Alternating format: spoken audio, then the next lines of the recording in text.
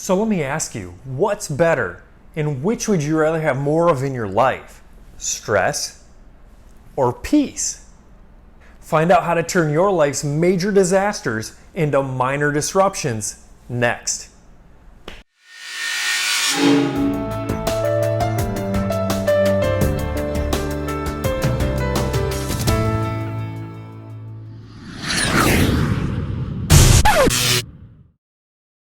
Greetings friends, I'm Chris. Today we're going to be talking about emergency funds. Let's start with why do you need one? Well, the simple answer is because life happens, and it happens to all of us. Examples could include car problems, medical or dental emergencies, issues with our house or apartment, or God forbid, the worst of all would be if we lost a job. Did you know that 53% of people in the United States have no emergency fund? And this doesn't seem to be limited only to people making less money.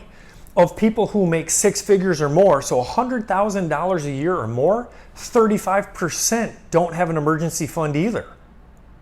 60% of people were found to not be able to cover a $1,000 emergency. 40% of people said they couldn't cover a $400 emergency.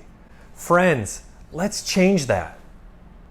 Most times an emergency fund would be needed, it'll probably be for something more than $400. The average car repair is much higher than that. The average air conditioner or AC repair is certainly much higher than that. If you need a roof replacement or repair, it's going to be way higher than that. And again, if you lose a job, you're going to need much more than that saved. The Bureau of Labor Statistics shows that currently the average unemployment period is 17 weeks. So that's about 4.5 months. You don't want to go into debt for expenses such as these. It's not going to be worth it in the end. The interest is going to eat you alive. The average household pays $1,162 per year in credit card interest. That money's just going to make the credit card companies rich. I'd rather see you be rich. Guys, if you put that same $1,162 a year into a Roth IRA for 30 years, even at only 7% interest, you'd have $118,603 after 30 years. At that point, you could actually pull $8,300 every year without ever touching the $118,603. In other words, get the emergency fund. There'll be way more peace and way more security in your life. I promise. And this isn't something to put off. Today's the day to do it. Why do I say that? Because the time to plan for an emergency is before the emergency happens, not when the emergency occurs. Think of a fighter jet pilot, for example. If something goes wrong with his plane, the time for him to figure out how to eject isn't the minute that he has no more airplane under him, right? He doesn't want to eject and then have to call in and be like, hey, what do I do next, guys? It's too late. He has to plan for those emergencies beforehand. The same thing when we were in school or at work when we would do fire drills. We do that to practice for the emergency before it happens so there's not chaos, confusion, and way worse stuff once the emergency actually does. The last example I'll give you is CPR. A lot of us learn CPR in case something happens to a loved one or somebody else that we know or even a stranger that we might see. The time to figure out how to do CPR is before one of our loved ones, God forbid, needs it, and not when, God forbid, one of our loved ones needs it. So how much do you need to save for an emergency fund? Well, most experts seem to agree that the good amount is between 3 and 6 months of your expenses. You can see some examples of that here. NerdWallet actually has a calculator on their site, which I think is great. You can put in all of your expenses and you can see how much you should save for your specific circumstances. I'll put a link for this below. While we're talking about how much to save for your emergency fund, I think it's important to say, don't save too much.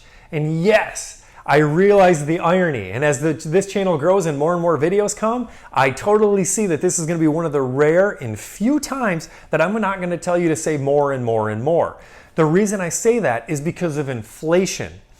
If you put your emergency fund into a savings account or even a high yield savings account, say getting 0.8% per year currently right now, inflation is still 2 to 3% per year. What that means is inflation is still going to eat into your money even if you're in a high interest savings account. So we don't want that to happen. What I want you to do is save the amount that you need, your goal, save that in your emergency fund. For the rest of it, it's going to be better served somewhere else. If you haven't watched my retirement savings video, I recommend going to check that out now, as you should be fully funding those avenues. That's going to show you how you can retire very financially well off and with a lot of peace and comfort. So you might ask, Chris, how do I save for an emergency fund? Well, if you can fund it right now fully, God bless you, please go do it. But if you can't, let me start by combating the idea that you can't afford to do it. I would argue you actually can't afford not to do it. A lot of people say that they don't make enough money to be able to save for an emergency fund. Let me tell you something that might blow your mind. Even if you're only at the US poverty line rate, which would be $12,000 a year in income, you're still richer than 83% of the planet. That kind of puts a new spin and perspective on things, right? You can't afford to do this. There's ways that we can get you more income or more income streams. I'll have other videos on those later. But right now, I need you to look inside. I need you to dig really, really deep and be brutally honest with yourself. Is the reason you think you can't save for an emergency fund because you have an income problem or because you have a spending problem? For most people, it comes down to a spending problem. So back to how we're going to save for this. How you're going to do it is you're going to save a little every single time you get paid. Every time you get a check, you're going to put a little bit of money into your emergency fund. Before you know it, it'll be fully funded. Another option you can do is sell some stuff. There's probably some stuff around your house that you haven't even seen or known about for the last 5 or 10 years.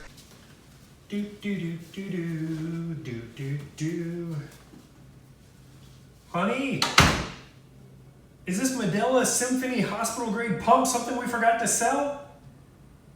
Or is there a surprise you didn't tell me about? That you could put for sale on eBay, Craigslist, Facebook Marketplace, or somewhere else to make enough money to fund your emergency fund. Your tax return could be another way to fund your emergency fund. But with this one, I don't want you to necessarily put all of your tax return into your emergency fund. If you can and have way extra, great. But if you can't, I only want you to put some of it in there. Why? Because I think it's important to spend some of that, but also save some of that. So save some because it's a responsible thing to do, but spend some because that's the fun thing to do and it'll keep you sane as well. But don't spend 99 and save 1, right? Be realistic with this, but don't be afraid to spend some of that and use the rest to fund the emergency fund, or at least as much as you can at the time. Speaking of having fun with this, I want you to celebrate when you hit milestones or goals. So whatever your emergency fund goal is, set incremental goals along the way. Don't wait till you fully fund the whole thing to celebrate. Set maybe every 10, 20, 30, 40, 50%. Set a celebration then. I'll give you an example. My wife and I were saving in a savings account for a certain thing. We would save. Every month or month and a half or so, we would hit a milestone goal. What we would do is we would get chips and guacamole from a local restaurant here, and we would enjoy it and we would have fun with it, and we would celebrate incremental goals. That's important. It keeps you on track and it helps you to have fun along the way. So where should you put the money that you save for this emergency fund? And where should the emergency fund be located, if you want to word it that way? Well, the best answer for this is somewhere that's easy to get to, but a little harder to reach. What I mean by that is you want to have the money somewhere where you can access it within a couple days, maybe like 2 or 3 days maximum, right? Because if an emergency happens, you're going to need the money. But when I say it's a little harder to reach, I mean maybe it's not in your closet where you can just go grab the cash right now and spend it when you see a good deal on a dumb product. A good example of this might be, and they're not paying me for this at all, might be Marcus by Goldman Sachs. It's a great app. You can download it right on your phone. You can fund it from another bank account. And then that way, it's not an ATM that you can go and pull money out of. It's right there on your phone. Marcus offers incredibly easy access, and you can even do free wire transfers back to the account that you use to fund the money, but it takes a couple hours for the wire transfers. This is good. This is what I'm saying. The money's there in your Marcus account. It's there, it's within reach, you can get it. It's easy to get to. but it's a little harder to reach in that it takes a couple hours to get the money if you do the wire transfer, or it might take a couple days if you do a normal bank-to-bank transfer to get it. It's going to take time for you to think about it. Is this absolutely a necessity? Should I be spending the money from this account, as opposed to being able to do a quick buy, impulsive buy right away? So when should you dig into this emergency fund or start using money from it? The short answer for this is only when absolutely needed, meaning that there's no other way, there's no other resort, there's no other possible way you could pay for whatever the expense is. I want you to imagine that you're walking on a tightrope.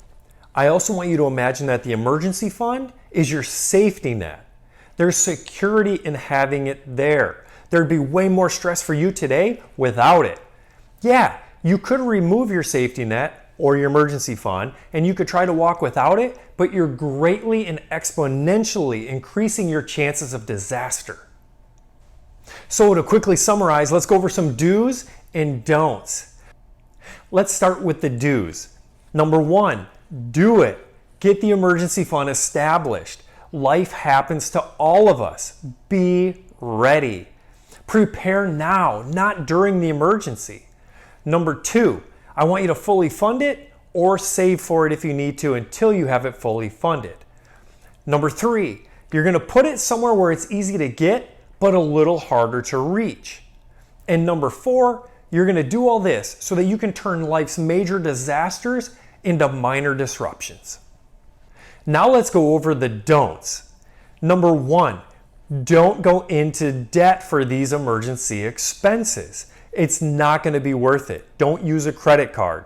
We love a credit card, like I said, but we never pay interest, ever. It's time for you to win at their game too. Number 2, don't save too much. As we talked about, we don't want inflation eating away even any of your money. Number 3, don't use your emergency fund unless it's absolutely necessary and needed. And then number 4, and finally, don't let this video end before you subscribe. Hit the like button, click the notification bell, and hopefully leave some comments below.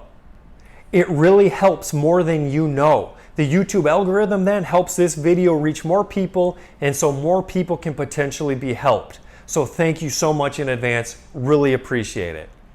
Thanks for watching. As always, I sure do appreciate you. Thanks for helping us reach more people through videos like these. Until next week, have a great week.